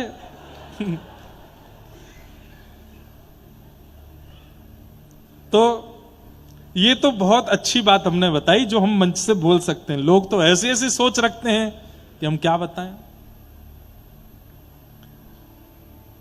एक बार मैं कहीं कथा कह रहा था तो कथा में वो पद गा रहा था, इतना तो करना स्वामी जब प्राण तन से निकले, गोविंद नाम लेकर जब प्राण तन से निकले। मैंने कहा हर व्यक्ति को अधिकार है अपनी इच्छा मृत्यु करने का, पर इच्छा मृत्यु संसारी भोगों के प्रति ना हो, ठाकुर जी के प्रति हो। जैसे मेरे प्राण वृंदावन में निकले, ऐसी इच्छा मृत्यु। मेरे प्राण पुरी जगन्नाथ में निकले, मैं महाप्रभु जगन्नाथ जी का महाप्रसाद पा करके और पुरी का दर्शन करके दंडवत करूं, तभी मेरे प्राण चले जाएं। मेरे प्राण सत्संग में जाएं, मेरे प्राण कथा में जाएं, मेरे प्राण हरि भक्तों के दर्शन करते हुए जाएं। ऐसी इच्छा सब रख सकते हैं। तो हमारे एक प्रिय भैया, उनको मिष्ठान बहुत प्रिय है। बोले मेरा मन तो ऐसा है कि गोवर्धन में जतिपुरा की आलू की जलेबी और वो मुख में जावे और जैसे ही मैं दांतों से उसको चबाऊं, उसका रस मेरी जीभ में घुल जावे और वो रस मेरे पूरे मुंह में डोल रहा हो और उसी समय मेरे प्राण चले जाएं। तो मैंने कहा भाई तुम्हारी इच्छा तो देखो कितनी ऊंची इच्छा है। बहुत ऊंचे ऊंचे लोग हैं भैया संसार में। बुद्धि नमोस्तुते व्यास विशाल बुद्धे, ऐसी बड़ी बड़ी मेधावी बुद्धि वाले लोग हैं जो क्या क्या सोच लेते हैं पता नहीं। तो बहुत अच्छी कृपा है भगवान की, कल्प वृक्ष धरती पर नहीं है। लोग कुछ भी सोच सकते हैं, कुछ भी विचार कर सकते हैं। तो निगम कल्प तरोर गलितम फलम, ये कल्प वृक्ष कहां है? वेद रूपी कल्प वृक्ष, वेद रूपी कल्प वृक्ष पृथ्वी पर है। ये श्रीमद् भागवत क्या है? ये कल्प वृक्ष है। यहां बैठ करके जो मांगोगे सो मिल जाएगा, लेकिन हां संसारी वस्तु मांगोगे तो नहीं मिलेगा। हां आप ये मांगो कथा में बैठे बैठे कि मेरी माला मैं 7 माला करता हूं, मेरी 16 माला हो जाए। हे भागवत जी कृपा करो मुझे आलस ना हो और मेरी मालाएं 16 हो जाएं, हो जाएंगी 16। हे भागवत जी ऐसी कृपा करो हर महीने मेरा वृंदावन आने का कोई क्रम बन जाया करे, वो इच्छा पूरी हो जाएगी। हे भागवत जी ऐसी कृपा करो ठाकुर जी की सेवा में मेरी इतनी रुचि बढ़े कि कभी आलस से ना आवे, ये इच्छा पूरी हो जाएगी। हे भागवत जी मेरे गुरुदेव मुझे अति प्रिय हो जाएं, मुझे उनमें कभी दोष ना दिखे, ये भाव पूरा हो जाएगा। भगवत संबंधी जो कल्पना आप यहां बैठ करके करेंगे वो कल्पना तुरंत पूरी होगी, क्योंकि ये कल्प वृक्ष है। कल्प वृक्ष का फल है भागवत। निगम कल्प तरोर गलितम फलम सुख मुखादमृत द्रव संयुतम पिबत भागवतम रसमालयम मुहुर्हो रसिका भुवि भावुका। निगम वेद रूपी कल्प वृक्ष का पका हुआ फल श्रीमद् भागवत। अच्छा एक बात और कह दें हम, श्रीमद् भागवत की कथा सुनना, मैं कहता ही हूं इस बात को, श्रीमद् भागवत की कथा सुनना ये अपने आप में फल की प्राप्ति ही है। आपने अपने पूर्व में कुछ अच्छे कृत्य किए, जिन कृत्यों से आपको फल मिलना था, उस फल के रूप में ऐश्वर्य ना दे करके, धन ना दे करके, संपत्ति ना दे करके कथा सुनने का अवसर ठाकुर जी ने दिया। ये बहुत बड़ी कृपा है। हमारे कृत्यों का फल हमको मिलता है, हमारे कर्मों का फल हमको मिलता है, तो फल के रूप में अगर ऐश्वर्य मिल रहा है तो सोचो ठाकुर जी ऐसे निपटा रहे हैं आपको। फल की प्राप्ति में धन धान्य मिल रहा है, खूब खूब संपत्ति मिल रही है, तो भी ठाकुर जी आपको ऐसे ही निकाल रहे हैं। पर आपके किए गए सत्कर्मों के फल के रूप में धाम के प्रति प्रेम, नाम के प्रति प्रेम, वैष्णव प्रीति, कथा के प्रति प्रीति, ठाकुर जी के प्रसाद के प्रति प्रीति, ये प्रीतियां यदि चित्त में जागृत हो रही हैं तो निश्चित है कि ठाकुर जी बड़े प्रसन्न हैं। आपको ऑप्शन दिए जाते हैं परिवार से, वृंदावन जाना है कि गोवा जाना है, तो मन में आता ही नहीं है कि गोवा जाना है। या ऐसे भी होता है ना कि मन तो हो रहा था पर मन में लगा कि ठीक है वृंदावन ही हुआते हैं, सब लोगों की ज्यादा रुचि वहां जाने की। ऐसे नहीं, मन में इच्छा ही नहीं। वो बोले दूसरा नाम ही मत लो, वृंदावन के साथ में ऑप्शन होना ही नहीं चाहिए। वृंदावन के साथ में ऑप्शन वाला काम नहीं होना चाहिए। वृंदावन मतलब वृंदावन, व्रज मतलब व्रज। वहां ऑप्शन दे करके आप वृंदावन की महिमा घटा देते हो अगर ऑप्शन दे रहे हो तो। नहीं नहीं नहीं नहीं, वृंदावन का नाम महाराज, हाँ ऐसा कह सकते हो गोवा जाना है कि दक्षिण भारत जाना है, मनाली जाना है कि शिमला जाना है, ये कहो। वहां वृंदावन को ऑप्शन में ही मत रखो। तो वृंदावन आ जाए तो फिर बाकी के तो 4 ऑप्शन में क्या है, बोले वृंदावन, दूसरा क्या बोले श्री वृंदावन, तीसरा क्या है प्यारो वृंदावन, चौथा क्या बोले मेरो वृंदावन। ये सब वृंदावन ही है, चारों ऑप्शनों में वृंदावन है और कुछ नहीं है। ऐसी स्थिति यदि आपकी है, ऐसी स्थिति रुचि वृंदावन के प्रति अगर आपकी है, प्रसन्न हो जाइए। ठाकुर जी आपसे इतने रीझे हैं कि आपकी धाम में इतनी निष्ठा, उस धाम के आगे अब और कुछ नहीं सुहाता, उस नाम के आगे कुछ नहीं सुहाता, कथा के आगे कुछ नहीं सुहाता। भगवत संबंधी जितने भी क्रम हैं, धाम नाम कथा, इनके साथ में ऑप्शन ही नहीं है, बोले यही है और कुछ नहीं चाहिए।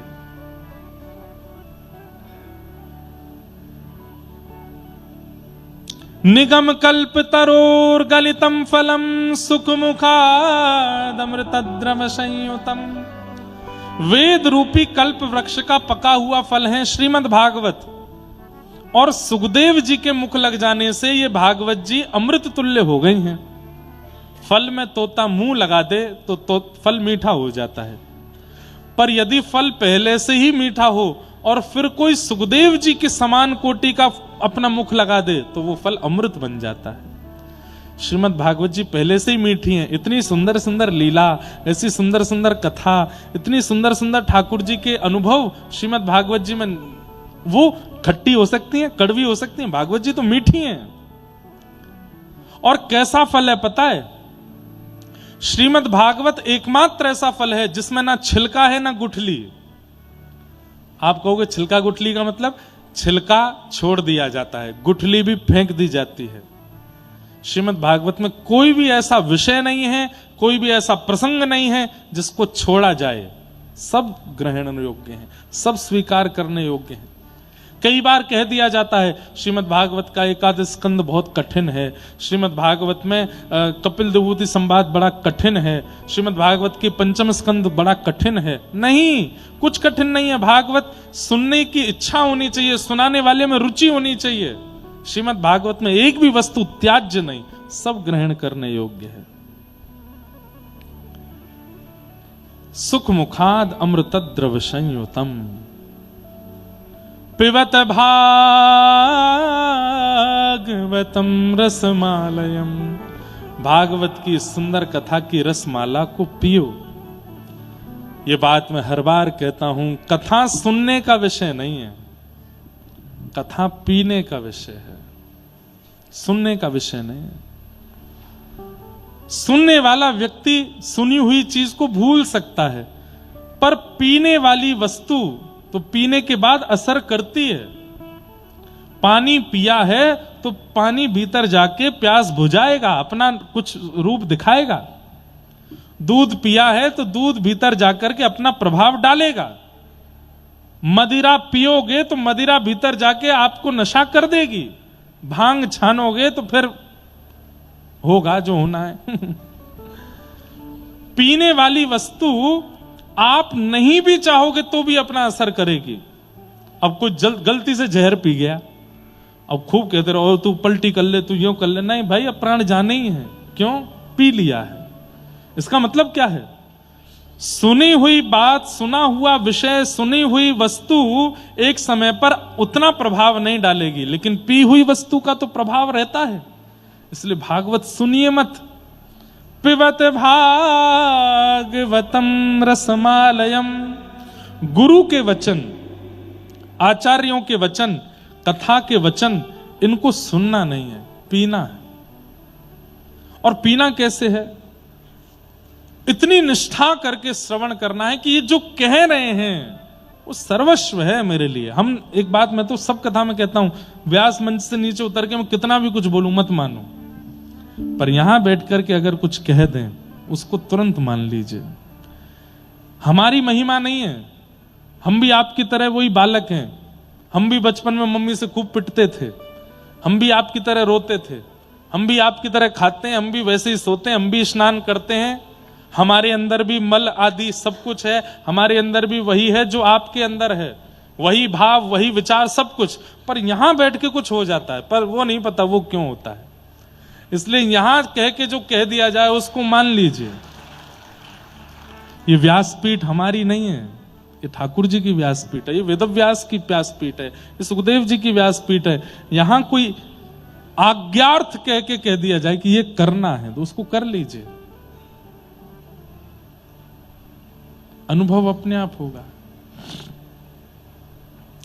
कई बार कथा कहने वाले वक्ता को अपनी वाणी पर भरोसा नहीं होता, पर सुनने वाला इतने हृदय से सुन लेता है कि उसको भगवत प्राप्ति हो जाती है, कहने वाले को नहीं होती। मीराबाई का वो प्रसंग मुझे बहुत अच्छा लगता है। एक जोशी जी नाम के वक्ता हर महीने कथा सुनाने जाते थे मीराबाई के यहाँ, और कथा सुना के मीरा सबसे कहते थे कोई प्रश्न हो तो पूछ लो, तो बाकी के सब लोग बैठे रहते, कुछ नहीं पूछता। एक दिन छोटी सी मीराबाई आ गई।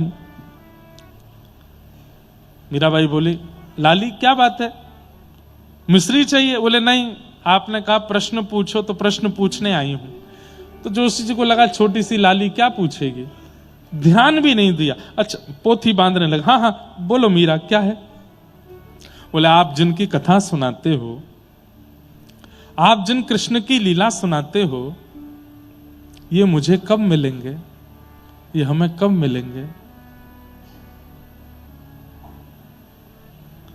जोशी जी स्तब्ध हो गए सुन के, और जब मीराबाई की ओर देखा तो आंखों में आंसू है, मुख जैसे कांपता है ना, ऐसे कांप रहा है, गाल लाल पड़ गए छोटी सी मीरा के, और बस जोशी जी की धोती खींचते हुए कह रही हैं, जिनकी आप कथा सुनाते हो, ये कृष्ण मुझे कब मिलेंगे? जोशी जी ने तुरंत मीराबाई के सिर पर हाथ फेरते हुए कह दिया, मीरा तुझे तो मिलेंगे ही मिलेंगे, पर तेरे कारण लाखों को मिलेंगे, तेरी वजह से लाखों को मिलेंगे।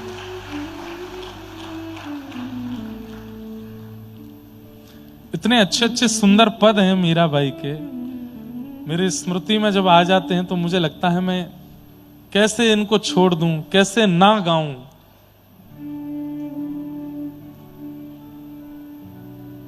मीराबाई का एक होली का भी पद है, आज कथा के विश्राम में गाऊंगा।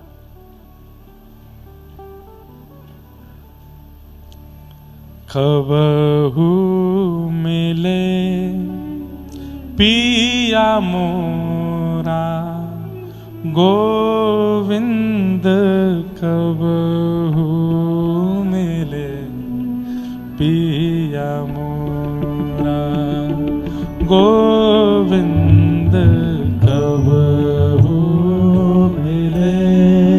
नेत्र बंद करके गाइए सब लोग। और वे ही लोग गाइएगा जिनके चित्त में वास्तव में इच्छा है कि कभी मिले ठाकुर जी। मीराबाई के शब्दों में पुकारो, कबहू मिले पिया मोरा गोविंद, कबहू मिले पिया मोरा गोविंद, कबहू मिले पिया मोरा गोविंद, कबहू मिले पिया मोरा। हाँ निरखन को मोहे चाव घनेरो, निरखन को मोहे चाव घनेरो। हाँ निरखन को मोहे चाव घनेरो, निरखन को मोहे चाव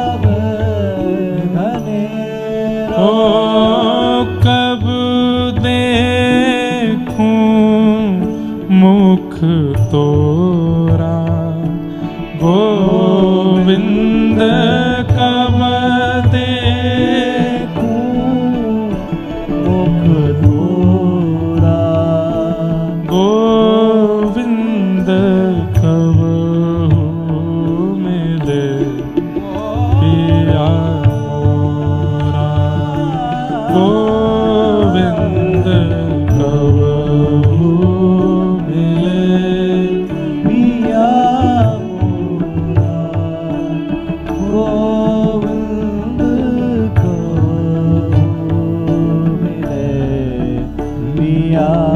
मीराबाई अपने आधे जीवन निकलने के बाद वृंदावन आई हैं। सोचिए 5 वर्ष की अवस्था से वृंदावन को भजने वाली मीराबाई कितने समय बाद वृंदावन आई हैं। उनका ब्याह हो गया, ब्याह के बाद कितने दिन तक अपने ससुराल में उत्पीड़ना सहती रहीं, फिर वापस मायके आ गईं, कितने वर्ष फिर मायके रहीं, तब जाकर के कभी बहुत समय निकल जाने के बाद तब वृंदावन आई हैं। नहीं तो तब तक केवल उस दिशा की ओर देखती हैं जिस दिशा में वृंदावन है, उस दिशा को प्रणाम करती हैं जिस दिशा में वृंदावन में। उस दिशा की ओर जाने वाले पक्षियों को उद्धव कहकर के बुलाती हैं। जब कोई कबूतर उड़ता हुआ वृंदावन की दिशा की ओर जाता है तो कह देते हैं, अरे उद्धव जा रहे हो वृंदावन, जाके कन्हैया से कह देना मैं बहुत याद करती हूं, मुझे बुला लें जल्दी वहां।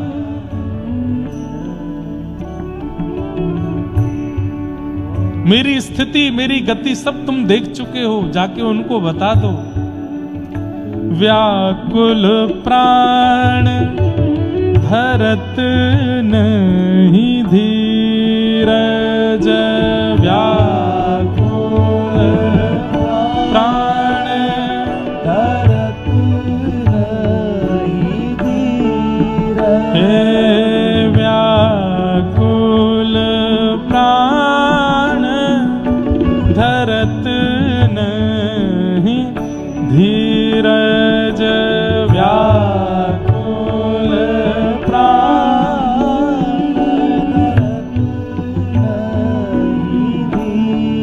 ओ मिले तू मीत सवेरा, गोविंद मिले तू मीत सवेरा, गोविंद कब मिले पिया मोरा, गोविंद कब मिले पिया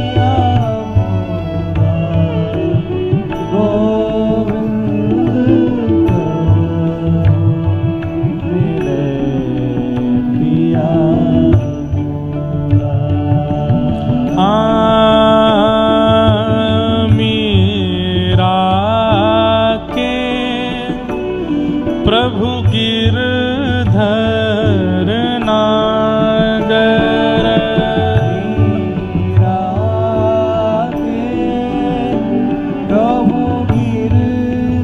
अच्छा एक बात मैंने अनुभव की है, आप लोगों के अनुभव में आई कि नहीं पता नहीं, पर किसी व्यक्ति की पहचान उसके रूप से होती है, किसी व्यक्ति की पहचान उसके स्वभाव से होती है, किसी व्यक्ति की पहचान उसके धन ऐश्वर्य से होती है, किसी व्यक्ति की पहचान उसके पिता से होती है, पत्नी से होती है, पति से होती है, सब होती है पहचान। मीराबाई की पहचान गिरधर नागर से ही है। पूरा पद मैं गाऊंगा मीराबाई का, लोग साथ गाएं नहीं गाएं उनकी इच्छा, पर ये अंतिम पंक्ति सब गाते हैं, मीरा के प्रभु, क्योंकि हर पद में ये है ही। कितनी बड़ी योग्यता बंधुओं की, आपकी पहचान ठाकुर जी से, आपकी पहचान ठाकुर जी से। मीराबाई का नाम लेने पर ठाकुर जी की स्मृति अपने आप होने लगती है। मीराबाई का नाम लेते ही गिरधर नागर का नाम अपने आप आ जाता है। मीरा के प्रभु गिरधर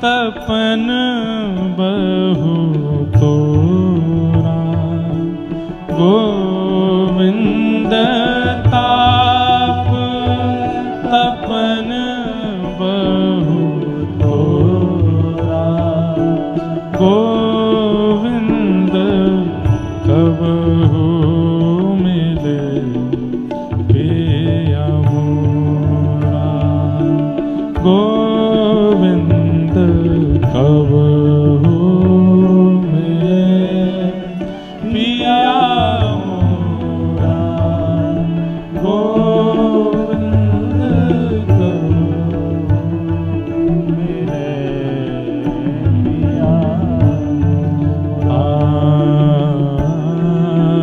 पिया मोरा, पिया पिया मोरा, पिया मोरा। मीरा के प्रभु गिरधर नागर, ताप तपन बहु तोरा।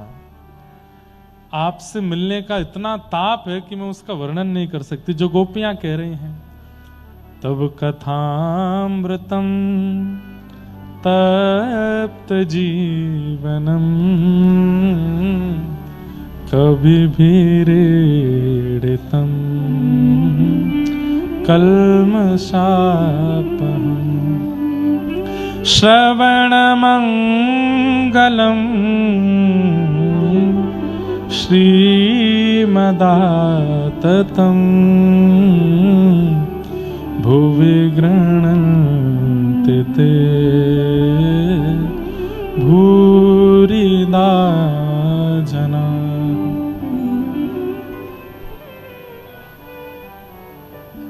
तो पिबत भागवतम, भागवत को पियो। और ये जो व्याकुलता चित्त में आती है, कल कोई आए मेरे पास, वो आके मुझसे शिकायत कर रहे थे। मैंने क्या बात है? बोले महाराज जी बहुत परेशानी होती है। मैंने क्यों? बहुत याद आती है वृंदावन की, बहुत याद आती है कथा की, बहुत याद आती है ठाकुर जी की, गिरिराज जी की। इतनी याद आती है कि रो रो के नींद नहीं आती रात में। कई बार तो इतने परेशान हो जाते हैं, क्या करें। मैंने कहा तो इसमें इसकी शिकायत क्यों? मैंने कम से कम आड़े टेढ़े मेढ़े लोगों की याद तो नहीं आ रही, ठाकुर जी की तो याद आ रही है। दुनिया भर के विषयी स्थानों की तो याद नहीं आ रही, वृंदावन की तो याद आ रही है। दुनिया के स्वार्थी जीवों के लिए तो आंसू नहीं निकल रहे ना, ठाकुर जी के लिए आंसू निकल रहे, तो अच्छी बात। इस विरह के लिए लोग तरपते हैं कि हमको ऐसा विरह क्यों नहीं होता ठाकुर जी का। आपको हो रहा है, आप शिकायत कर रही हो, शिकायत नहीं तो अच्छा है। देता है कन्हई जिसे प्रेम की दशा, सब विधि उसकी लेता है परीक्षा। कभी निकट बुलाए, कभी दूरियां बढ़ाए, छलिया हाथ नहीं आए, हमें श्याम ना मिला। ठाकुर जी तो लीला करते हैं, तब विरह देते हैं। और विरह, भाई घड़े से पानी बाहर छलक रहा है, इसका मतलब ओवरफ्लो हो रहा है। और ओवरफ्लो के साथ में क्या क्या होता है कि कई बार घड़े में अंदर जो जो सामान होगा सब पानी के द्वारा निकल के बाहर आ जाता है। ऐसे ही ठाकुर जी के विरह में जो रुदन करते हैं, उनके चित्त में जितने विकार हैं, जितने विषय हैं, जितनी दूषितताएं हैं, अश्रु जल के माध्यम से सब निकल के बाहर आ जाते हैं। परम पवित्र हृदय हो जाता है। अरे जो कभी भगवत विरह में रोते ही नहीं है, ठाकुर जी की स्मृतियों कभी नेत्र सजल नहीं हुए, इसका मतलब अभी अंदर सब भरा पड़ा है, पर विरह में नेत्र सजल हो जाते हैं। वृंदावन की याद करके, ठाकुर जी की कथा सुन के, गुरुदेव का स्मरण करके, ठाकुर जी का दर्शन करके नेत्र सजल हो जाते हैं। तो इसका मतलब क्या है? सब निकल रहा है भीतर से, जितने विकार हैं निकलने दीजिए, उनको जाने दीजिए। उनके प्रस्थान से ही चित्त की शुद्धि और मार्जन होगा, और पवित्र हृदय जब हो जाए तभी ठाकुर जी आएंगे। पर ये सबको नहीं होता। सूखे नेत्र रहते हैं हमारे, सजल नहीं होते। ये सजल भी भगवत कृपा से ही होते हैं। मार्जन जिनके चित्त का होता है, उन्हीं के नेत्र सजल होते हैं। पिबत भागवतम रसमालयम, इस भागवत की रसमाला को पियो। बोले कितना पिए? कितना पिए, कोई अवधि बता दीजिए। आप तो कथा ही करते रहते हो, कभी यहां कभी वहां कभी वहां, कितनी पिए? बोले मोहर हो रसिका भूवि भावुका। पीते रहो जब तक तन में प्राण है, कथा का त्याग मत कीजिए, सुनते रहो सुनते रहो सुनते रहो, पीते रहो। मोहर हो रसिका भूवि भावुका, एक दिन तुम रसिक बन जाओगे। रसिक का मतलब क्या है? जिसे रस में ही रहना है उसे रसिक कहते हैं। जो रस में ही है, बोलता भी है तो भी रस की चर्चा करता है, किसी भी विषय में कोई चर्चा उससे कह लो वो रस की ही बात करता है, उसको रसिक कहते हैं। अभी जटेरी धाम में कथा थी कुछ दिनों पहले, तो वहां महाराज जी ने रसिक शब्द की इतनी अच्छी व्याख्या बताई